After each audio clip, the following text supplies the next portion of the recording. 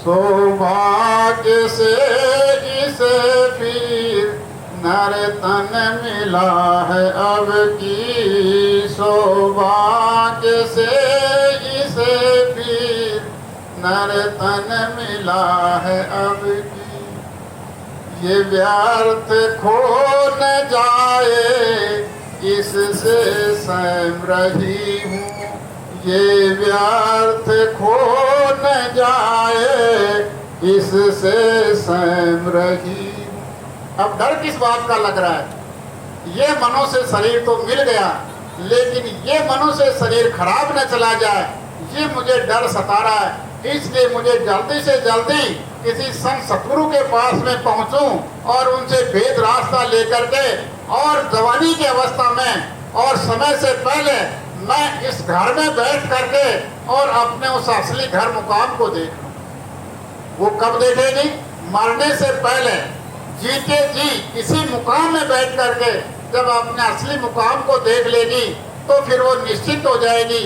और निश्चिंत हो जाने के बाद में, और जब किराए के मकान को खाली करने का वक्त आएगा, उस समय पर हंसते हंसते इस किराए के मकान को खाली कर देगी। उसको न कोई पीड़ा होगी, न परेशानी होगी, न कोई मोह होगा, न ममता होगी, न कोई इसकी लालसा होगी।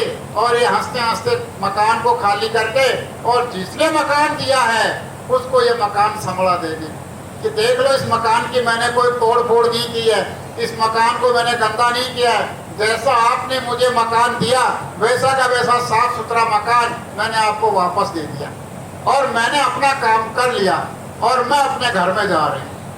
ये काम करने के लिए ये मनुष्य शरीर मिला, इसलिए वो डर रही है कि जब तक मुझे संत सतगुरु नहीं मिलेंगे तो ये मुझे भेद रास्ता तरीका कौन बताएगा और मुझे घर में कौन ले जाएगा। इसलिए आज आप सब लोगों के सामने ये प्रार्थना की जा रही है कि आप लोग यहाँ धरती पर इस जीवात्मा के सच्चे साथी संगी साथी हैं। वो यहाँ धरती पर सतगुरु ही होते हैं, संत महापुरुष होते हैं, और वो इस जीवात्मा को यानी अपने घर का भेद बता करके अपनी मदद सहायता दे करके अपने घर में ले चल।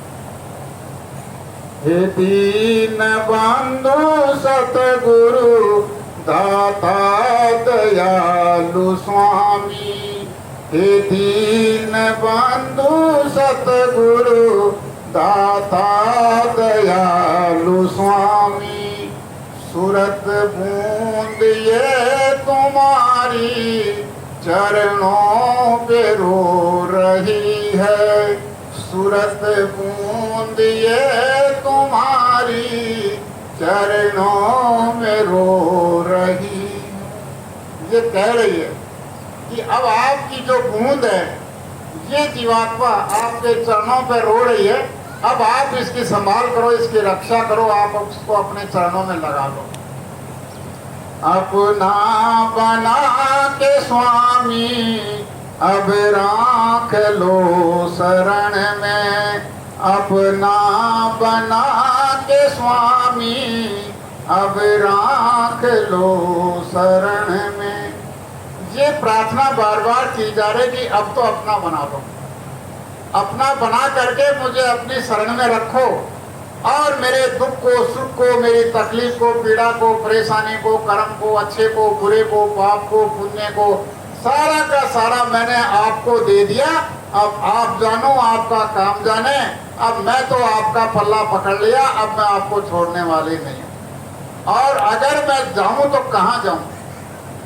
जाकर कहाँ छिपूं मैं, दावाग्नि दे रही है, जाकर कहाँ छिपूं मैं, दावाग्नि दे रही है। कहाँ छिपूं? सब जगह दुख ही दुख है, सब जगह रोना ही रोना है। अगर मैं किसी घर में जाऊंगी तो मैं अपना दुखड़ा लेकर के जाऊंगी तो मेरे कहने से पहले वो अपना सारा का सारा मेरे को सुनाने लग जाएंगे। कहाँ जाऊं मैं? कहाँ मेरी मदद होगी? कहाँ मेरी रक्षा होगी? चारों तरफ इस संसार के अंदर, दुनिया के अंदर, हर घर के अंदर आग लगी हुई है। कोई बचने का किसी के पास में रास्ता नहीं है। अगर रास्ता है तो केवल आप ही के दया में, आप ही के चरणों में। इसलिए आप मुझे अपने शरण में रखो। मैं आपसे प्रार्थना कर रही हूँ। और मैं क्या कह रही हूँ आपसे? मैं आपसे क्या चाहती हूँ वह मार्ग चाहती है जो शांति सर्वदा दे। वह मार्ग चाहती है जो शांति सर्वदा दे। मैं आपसे वो मार्ग चाहती हूँ जिस मार्ग से मुझे हर प्रकार की सुख शांति अमन चैन खुशहाली मिल जाए, मेरा परिवार सुख शांति से रहे, सबके घर के अंदर हमारे घर में स्वर्ग जैसा आनंद हो जाए, सब प्यार और प्रेम से रहने लगे, सब आपस में एक दूसरे का विश्वास करने लगे, सब छोटे बड़े का आदर करें और बड़े से छोटों को स्नेह करें और सब लोग इस तरह से घर में रहें कि हमारे घर में किसी प्रकार की कोई कमी नहीं रहे। वह मार्ग चाहती है जो शांति सर्वदा दे।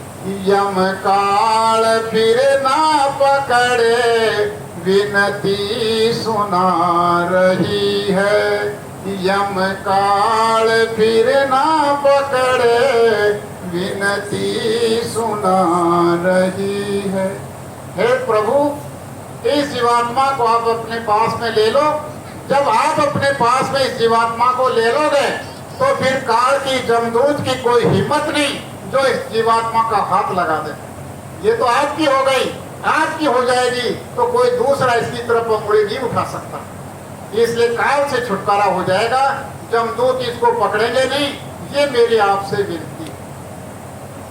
सुनते हैं भूल कर भी दुनिया जो तुम पे आए। सुनते हैं भूल कर भी दुनिया जो तुम पे आए। मैंने बहुत अच्छी तरह से सुन लिया, मैंने बहुत अच्छी तरह से समझ लिया कि जो दुनिया के लोग भूल करके भी आपके पास में आ गए और आपको एक बार दर्शन कर लिया, वो फिर दोबारा आपसे अलग नहीं हुए, क्योंकि आपका जो उनको प्रेम मिला, आपकी उनको जो दया मिली और आपका जो देख करके और इतना बड़ा सुख शांति का राज उनको मिला, तो उस सुख शांति के राज को पा करके और सारा दुनिया को भूल करके केवल आप ही आप दिखाई उनको देने लग गए। इसलिए मैं भी वो बात सुन करके आपके चरणों में आई हूँ और आपसे प्रार्थना कर रही हूँ कि जब दुनिया के लोग इतना आपसे लाभ ले रहे हैं, दुनिया के लोगों को आपके दर्शन से इतनी बड़ी शांति मिल रही है और आपसे जो मार्ग रास्ता भेद लेकर के और उस भगवान की भक्ति प्रभु से मिलने का काम कर रहे हैं और उनके चेहरे पर कितना प्रकाश, कितनी रौनक, कितनी चमक है, उनके घर में कितनी सुख शांति अमन चैन खुशहाली है, तो आप मुझे भी चरणों में स्थान दें और मुझे भी आपकी दया बख्शिश करें ताकि मैं भी आपका लाभ ले सकूं दया का। सुनते हैं भूल कर भी दुनिया जो तुम पे आए। सुनते हैं भूल कर भी दुनिया जो तुम पे आए। उस पर कृपा तुम्हारी नित छा कर रही है। उस पर कृपा तुम्हारी नित छाह कर रही है। ऐसे लोगों पर आपकी दया कृपा उनके ऊपर छाया की तरह से एकदम ठंडक बरसा रही है। अब आप लोगों के ऊपर ठंडक हो रही है, ये गुरु की दया है। तो इसलिए ऐसी ठंडक जब गुरु महाराज की दया सब लोगों को मिलने लगती है तो उसको अंदर इतनी शांति आती है, इतना आनंद आता है, इतना उसको आराम मिलता है कि ऐसा आराम दुनिया की किसी भी चीज में नहीं मिलता है। इतना आराम दुनिया के किसी भी काम में नहीं मिलता है। इसलिए आज सतगुरु की दया हम सब लोग को मिल रही है। अब इससे क्या होता है? विश्वास इससे मन में दृढ़ बार बार करके, विश्वास इससे मन में दृढ़ बार बार करके। क्या विश्वास हुआ? मैंने जहां याद किया वहां पर हाजिर मिले। मैंने जब याद किया उसी समय आपकी दया का मुझको लाभ मिला। जब इस तरह से मैंने हर जगह आपको परखा, हर जगह मैंने आपको पहचाना, हर जगह मैंने आपको पुकारा, वहीं पर आपकी दया का मुझे लाभ मिला।